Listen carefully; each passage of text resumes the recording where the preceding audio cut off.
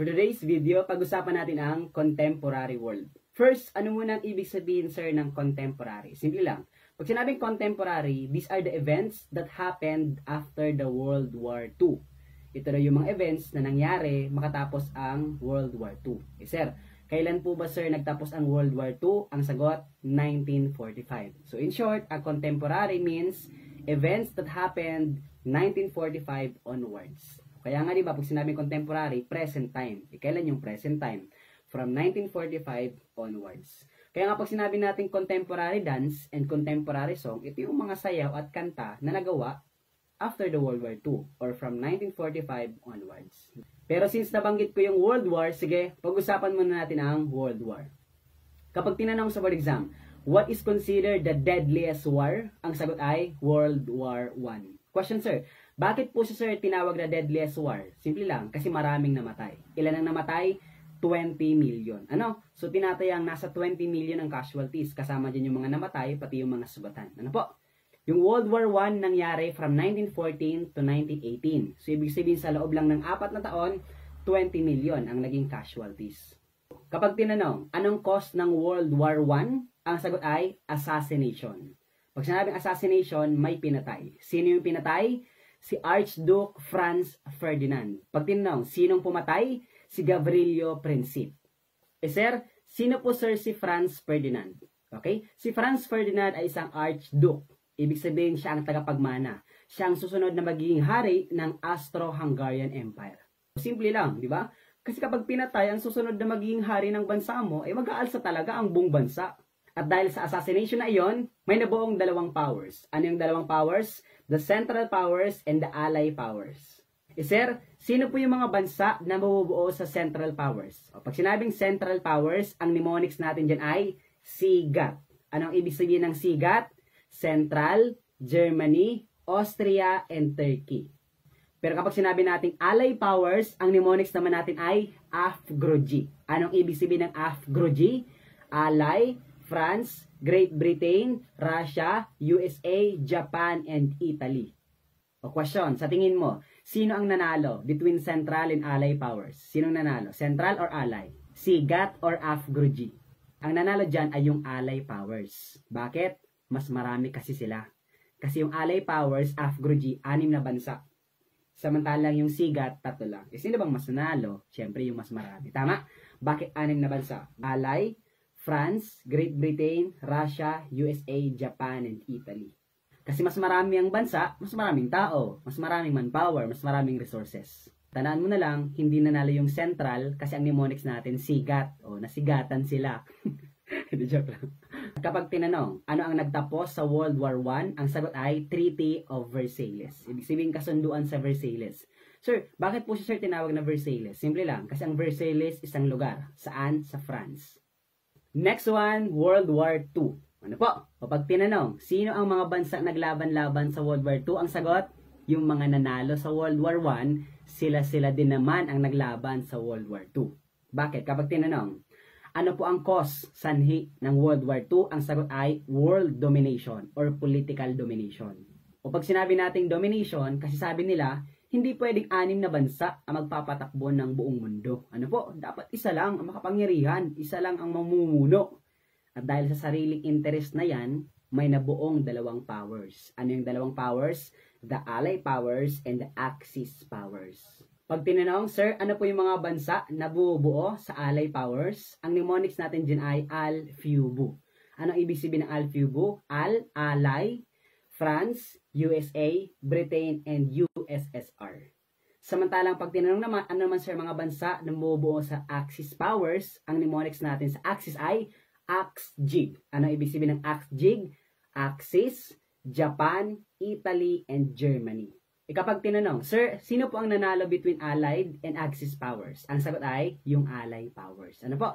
Question, sir, paano po sila nanalo? Ang sagot ay the use of atomic bomb. Ito na po yung bombing sa Hiroshima and Nagasaki sa Japan. Sige, pag-usapan natin yung bombing. Ano po? The first atomic bomb ever dropped in the history of the world is on August 6, 1945. O last August 6. Ngayong araw na mismo na ito, ano? Kasi di ba August 6 ngayon, ano? Noong August 6, 1945, the first atomic bomb ever dropped. Ano po? Saan yon? Sa Hiroshima. Pero question, sumuko na ba yung Axis, particularly yung Japan? Ang sagot, hindi pa. Bakit? Maliit lang yung atomic bomb. Kaya nga po ang nickname ng first atomic bomb ay Little Boy. O maliit lang siya, ano? So, konti ang casualty. At dahil hindi sumuko yung Axis powers, 3 days after the first atomic bomb, on August 9, 1945, the second atomic bomb was dropped on Nagasaki, Japan. Question, sumuko na ba yung Axis powers? Ang sagot ay yes. Yan po ang nagpasuko sa Axis powers. Bakit? Sobrang dami na mga casualties. Kaya nga po ang nickname ng second bomb ay Fat Man. Ano? Malaki. At madami din ang casualties. At kapag tinanong, anong kasunduan ang nagtuldok o nagtapos sa World War II? Ang sagot ay the Treaty of Potsdam.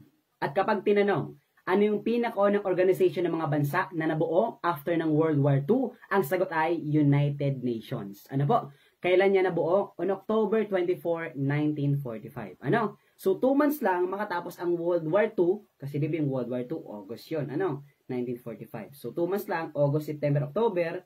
So, 2 months lang, nabuo kaagad ang United Nations. Okay, ganito ha. Maraming function ang United Nations. Pero ang pinaka-sole purpose ng United Nations, ang pinaka-purpose talaga, bakit siya nabuo, is to avoid the World War III. Iwasan ang pangatlong pandaigdigang digmaan. Kapag tinanong, ilang bansa bumubuo, ang sagot ay 193 countries. Pag tinanong, kasama ba dyan sirang Pilipinas, ang sagot ay yes.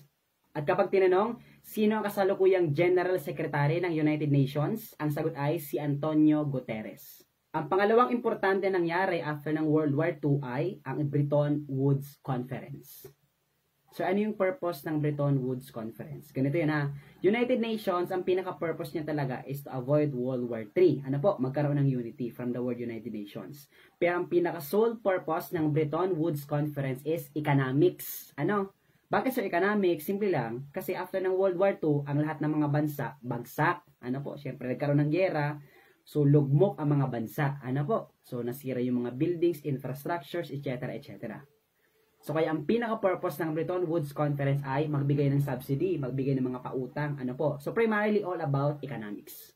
At kapag tinanong, ano ang nag-set sa US dollar as an international currency, ang sagot ay ang Bretton Woods Conference.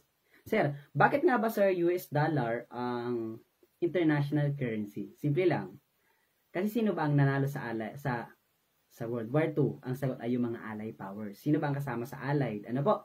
So, kasama sa Allied ang France, USA, Britain, and USSR. O sa 4 na bansa, sino pinakamakapangyarihan? Ang sagot ay ang USA. Ano po?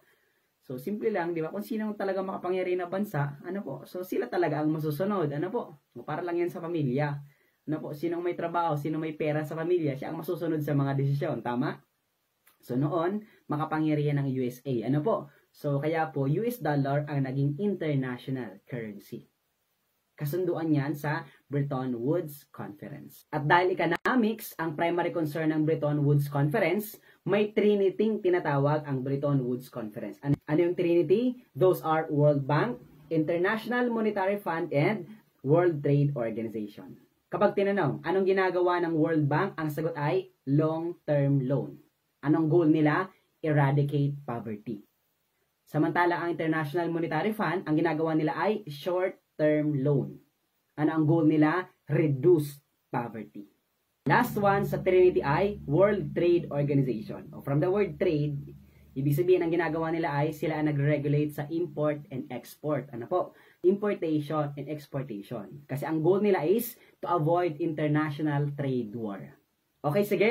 I-recap ko lang yung mga pinag-usapan natin ngayong gabi. Ano po? So, i-release natin from the top. So, sabayan mo lang ako. Ano po? Kapag tinanong, what is considered the deadliest war? Ang sagot ay World War I. Deadliest kasi maraming namatay. Tama?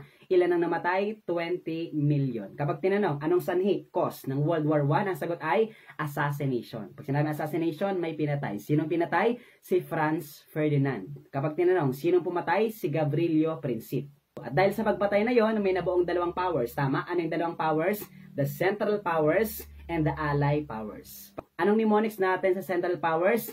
SIGAT. Anong ibig sabihin ng SIGAT? Central, Germany, Austria, and Turkey. Samantalang yung Allied Powers, ito naman yung AFGROG. Anong ibig sabihin ng AFGROG? Ally, France, Great Britain, Russia, USA, Japan, and Italy. Question, sinong nanalo? Yung Central or yung Ally Powers? Ang sagot ay Ally. Bakit? Mas marami sila. Tama ba yung teachers? Ano nangyari sa Central? Sigatan sila. Tama? Nasigatan sila. At kapag tinanong, anong kasunduan? Treaty. Ang nagtapos sa World War I, ang sagot ay Treaty of Versailles. Next one, meron bang World War II? Yes or no? Yes. Yung nanalo ba sa World War I? Sila din ba ang naglaban sa World War II? Yes or no? Yes. Anong rason ng World War II? Ang sagot ay world domination or political domination. That's why may nabuong dalawang powers sa World War II. Ano yung dalawang powers? The Allied powers and the Axis powers. Anong mnemonics natin kapag Ally? Al-Fubu. Anong ibig sabihin ng Al-Fubu? Al, France, USA, Britain, and USSR. Samantalang pag sinabi naman nating Axis powers, those are Axis, Japan, Italy, and Germany. Question, sinong nanalo? Allied powers or yung Axis powers?